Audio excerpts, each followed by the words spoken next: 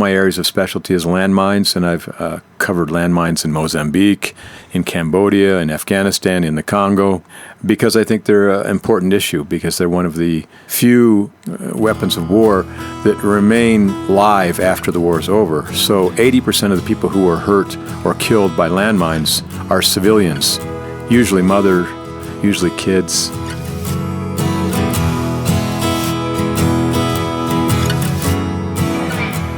Hello, I'm Emmy DeGrappa. Each week, we bring you stories asking our guests the question, why? We learn about their passion, why they do what they do, why should we care, and what can we learn? What better place to explore the human landscape than from the state known for its incredible landscapes, Wyoming? And what better organization than Wyoming Humanities, serving our state for over 45 years, we share stories, ideas, and wisdom about the human experience. This is What's Your Why?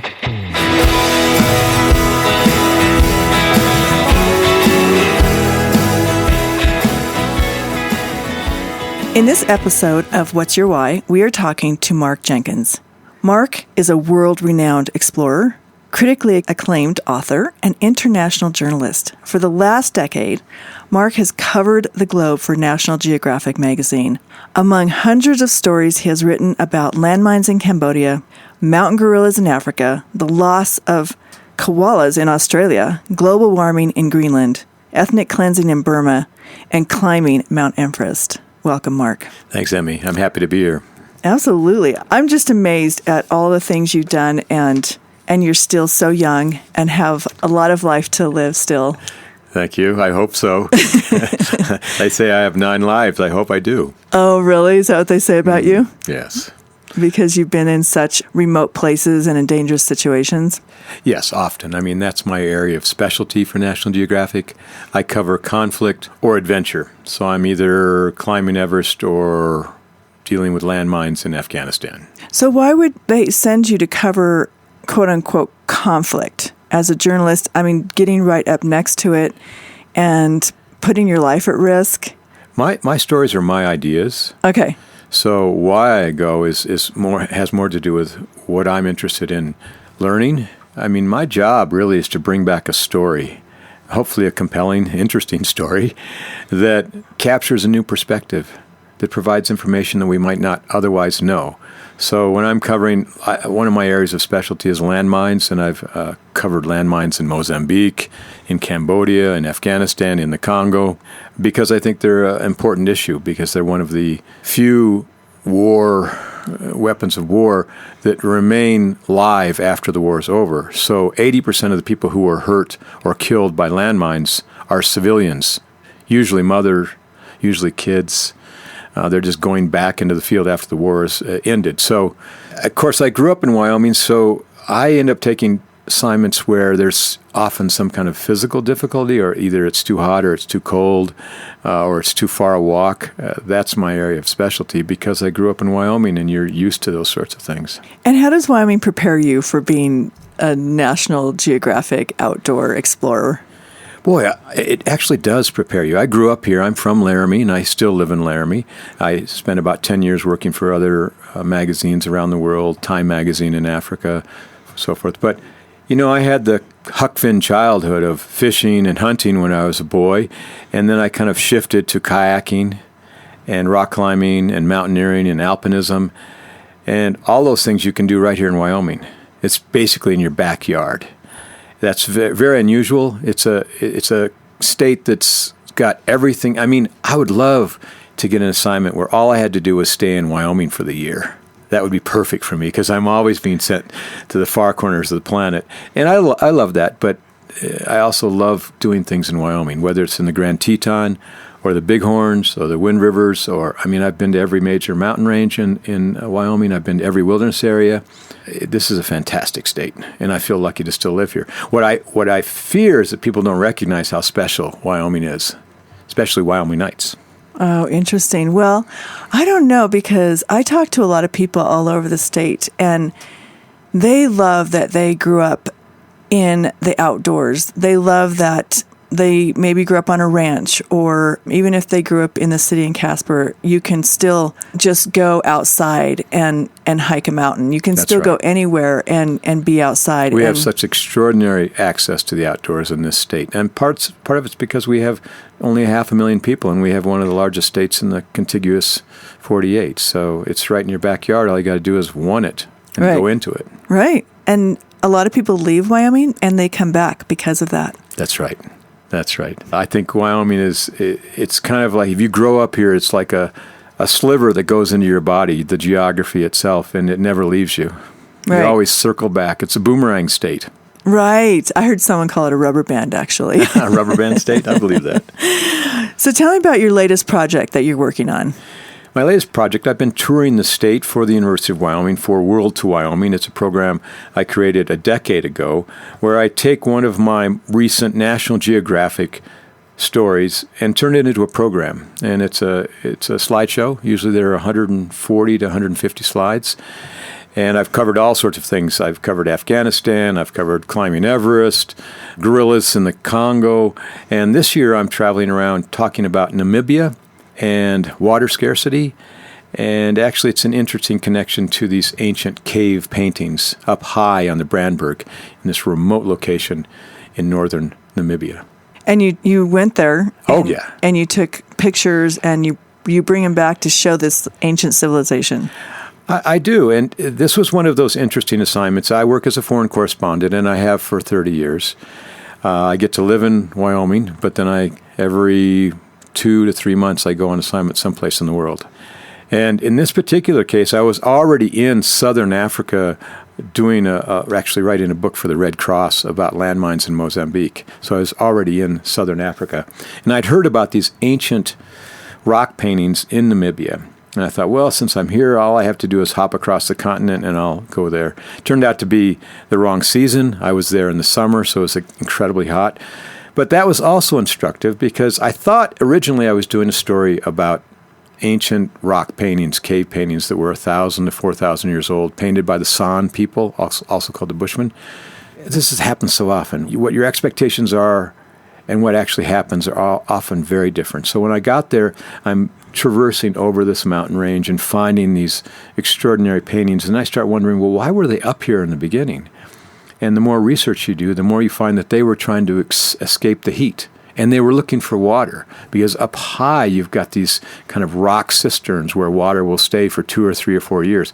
And when I was there, the Brandberg had not had rain for 3 years, and we still found water up there.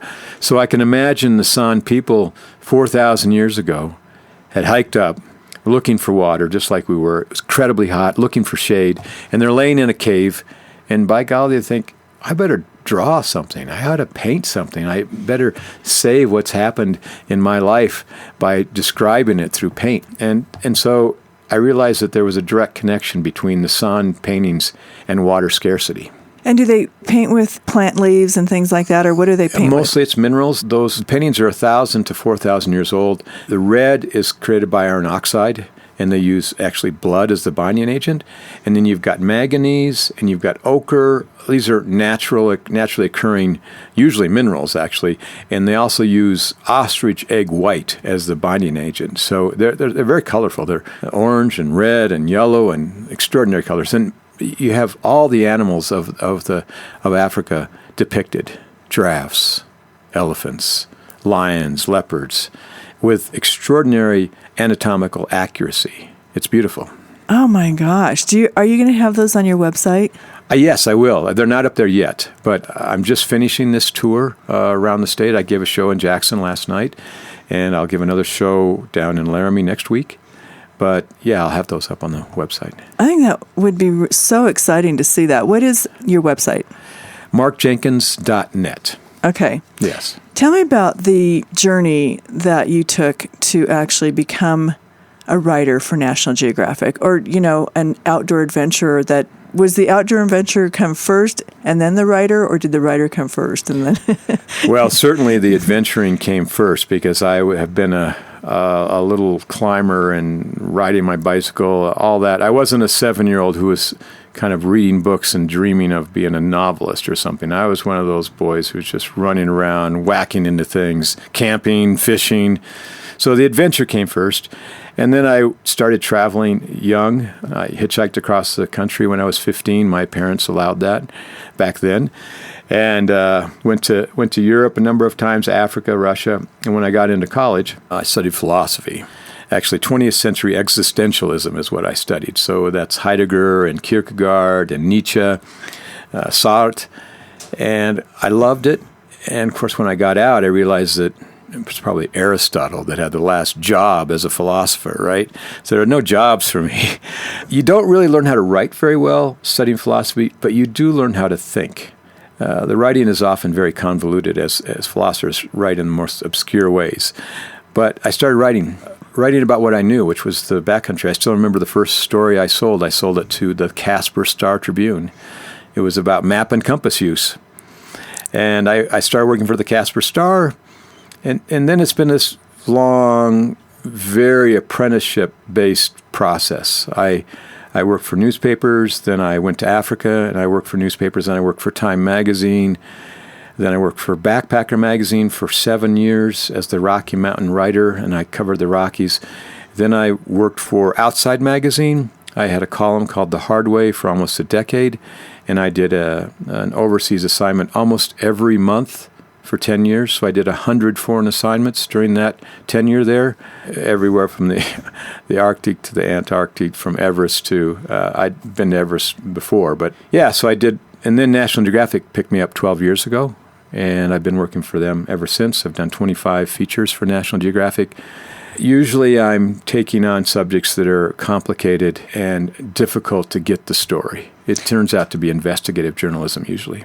Oh, wow. And you have done all that and still kept your home and life in Laramie, Wyoming. I have, and I love living in the state. My daughters were raised here. Okay. And they're off doing their own things now. When I come back to Wyoming, it almost feels like I'm coming back to a national park. Because I've had to fly into Jakarta or New Delhi or all these very polluted, not particularly attractive urban centers now. They were much prettier 20, 30 years ago before cars. So coming back to Wyoming for me is a blessing, and it's an opportunity to kind of clear my mind. Right. I can write. And oftentimes I'll get halfway through a story and kind of lose the thread and wonder, what am I doing? So then I'll just go for a hike in the mountains and near my home, go up to Happy Jack, or I'll go skate skiing, or I'll go climbing. And that connection to the outdoors, I think, is what keeps me grounded in my writing. Well, I guess I'm still curious about, in terms of being an outdoor adventurer, I get that. But then you've also gone beyond that to do investigative reporting. Mm-hmm. And why did you think that was important? What are the messages that you've learned that you would want people to know that you can pass along? Oh, yeah. I mean, I'm actually not paid to be an adventurer. This is kind of a misunderstanding because I'm always out giving shows about adventures. I'm paid to be a writer. Nobody pays you to go have fun. They pay you for a story. So, the climbing of Everest was a hell of a lot easier than writing the story about Everest. The crossing Siberia, I wrote a book about that on bicycle, was a lot easier to do than it is to write about that experience. The translation of what you experienced, the ideas you, kind of informed, that inform your experience, it's much more difficult to take that from your mind and get it on paper than it is to actually do the trips. So people are often confused. They think random people just pay me to go climb mountains and kayak rivers, and that's not the case. I'm paid to write. So I've dedicated myself to writing, and you have to take it like you would any other job. You write, 6-7 hours a day. That's what I do as a journalist. I go back out in the field. I do lots of research before I go out. I read 6-7 dozen books on the subject so that I'm hit the ground running. I'm prepared to ask intelligent questions about the subject matter. I spend a month or 2 or 3 sometimes in the field, interviewing everybody I can find, taking notes every day, shooting pictures every day, and then I come back and try to find the story in all that material. In terms of investigative work, it's so often that what you see on the surface isn't what's actually happening. For instance, when I did the story about mountain gorillas for National Geographic some years ago, we titled it "Who Murdered the Mountain Gorillas?" And it was a story about 7 mountain gorillas had been killed, and they didn't know who did it. And I originally thought it was because of the rebels. There was a war in eastern Congo, but it turned out it was all about charcoal. And charcoal is one of the primary fuels for villagers there. And so they were killing the gorillas to reduce their habitat so they could cut the trees down, make charcoal, and sell it as a fuel in the villages. So it wasn't as much about the rebels and the insurgents and the Hutus versus Tutsis, which is the Rwandan genocide that's moved now into the eastern Congo. It was more about fuel sources for people cooking meals for their families. Right. So in terms of investigations, as soon as you start scratching the surface, you find so much underneath. And that's hopefully what a good journalist is supposed to do, find the truth. As corny as it sounds, I still believe that's my job. How do you feel about our media right now, the news media? Oh, my God. That's such a there are 50,000 journalists who are out of work now. When I started in this world of working as a foreign correspondent, if you went to Africa, for instance, Nairobi or something like that, the Chicago Tribune had a bureau there. The LA Times had a bureau there. Obviously, the New York Times, the Washington Post, they had bureaus all over the world because people were reading about what's happening in the world. And let me just say that what's happened is that today we only have one newspaper in the country that's actually covering international news, and that's the New York Times. Oh, that's interesting. All these other large news organizations have been basically just chopped down to little, like the LA Times is essentially now just a local newspaper for LA. Mm-hmm, mm-hmm. They used to have foreign correspondents all around the world. Well, even all around the United States. Right. All these newspapers have collapsed. So we're in a desperate situation, if you want to know my true feelings, because I feel as if freedom of the press and the press itself is a cornerstone for democracy. Right. And if people aren't reading and they aren't engaged and they're only getting their information from one tiny slice, they don't have the full picture. And this is kind of what's happening. We're having this atomization of interest where if you're really into one subject, that's all you learn about. And it used to be that editors kind of made those choices. You would get the New York Times, or you would get the Denver Post, or you would get Casper Star. And the editors make decisions about, well, we feel that this is providing a breadth of knowledge about a certain subject. And now you can completely avoid that, of course. And the other problem that's happened with the media now is the media has been confused with social media. And social media, they aren't the same. There's a conflation going on. Social media, it's largely opinion. And good media is fact-based, it's fact-checked, it's created out of evidence, not just your opinion. So I think we've conflated what the media and the social media are. Social media is a far cry from solid journalism. They're two different things. For instance, when I do a story for National Geographic, every single line has to be footnoted. If I go out and start the story with, it was a blue sky day when we first started out on the trek, I have to footnote that and give the weather report and show that it was actually a blue sky on the day we started our hike. Every sentence is footnoted. So good magazines, the New Yorker, the New York Times, that's a newspaper, the New York Times Magazine, Smithsonian, Harper's, the Atlantic Monthly, the New Yorker, they still fact-check everything. But almost all social media is not fact-checked. You have no idea where this idea came from. In fact, I often find things and I just look it up. I just find something and I think, that doesn't sound right. And you look it up and it's not right. It's just someone's opinion. So we're confused at this point. What's real and what's not real? And that leads me to a question I have about not just the news, but in terms of what we know about what happens in other countries. Like you say, you might have an idea of something, but it's not until you're there that you actually see it with your own eyes. Right. And maybe it's nothing that you thought. And that often happens. Right. And so do we, as Americans, we probably have so many misconceptions about other cultures. Is there one that sticks out in your mind that we just are totally wrong on? Yes, and it's actually a misconception about our own culture, and that is that we always have the answers, that we know better. It's simply not true. For instance, Namibia. This show is about not only the art, the rock art, but it's also about water scarcity. And Namibia is the world leader in water recycling. Windhoek, the capital, has been recycling their water from toilet to tap since 1968. 50 years. They've not had a single sickness. They've been dealing with water scarcity since humans first wandered into Namibia. And they've learned a lot. And what I feel Americans too often believe that we know best. And that's just not true. It's simply not true. If you go to Holland, they know how to build dikes. We don't know how to build dikes.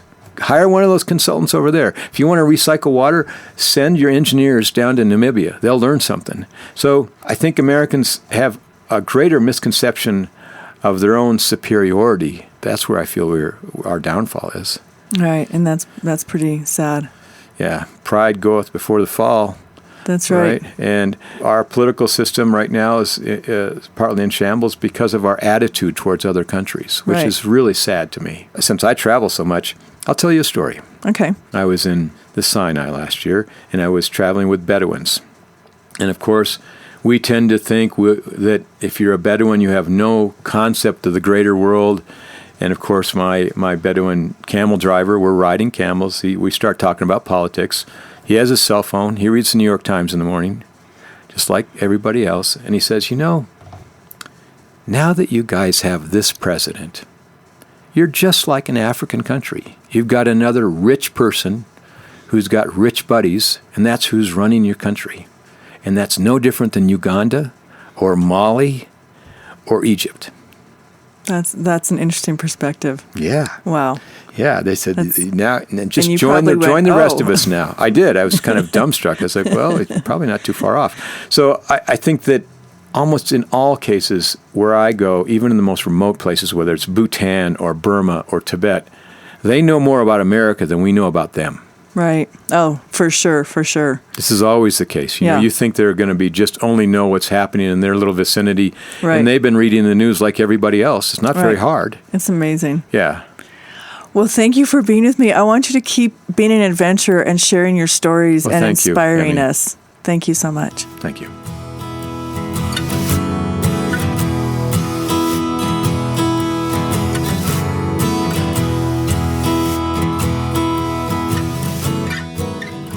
Thank you for joining us for this episode of What's Your Why, a production of Think Why, Wyoming Humanities.